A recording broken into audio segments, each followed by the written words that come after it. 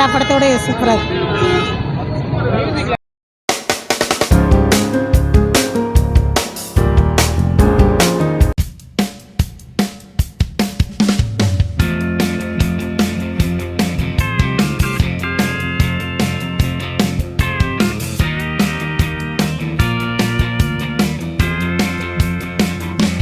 நல்லா விக்ரம் நல்லா பண்ணாருப்பா. சூப்பராக இருந்ததுப்பா.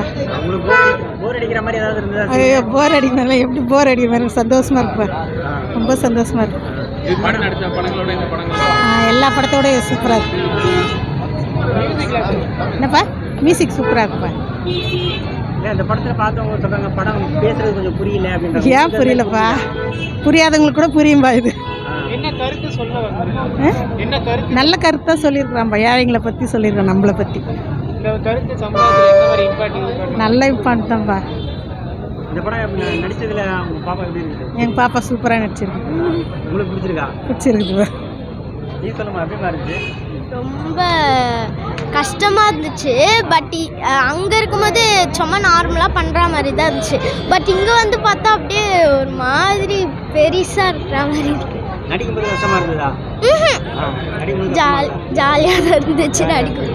இங்கே வந்து பார்க்கும்போது ஒரு மாதிரி கஷ்டமாக இருக்கிற மாதிரி இருக்குது. ஆனால் அங்கெல்லாம் ஜாலியாக தான் பண்ணோம் நாங்கள் ஷூட்டிங்லாம். இவர் டைரக்டர் ரஞ்சித் சொல்லும்போது திட்டுவாரா? சரியா நடி அது மாதிரி எதுவும் சொல்லுவாரா? சொல்ல மாட்டார். நல்லா பண்ணுமான்னு சொல்வார்.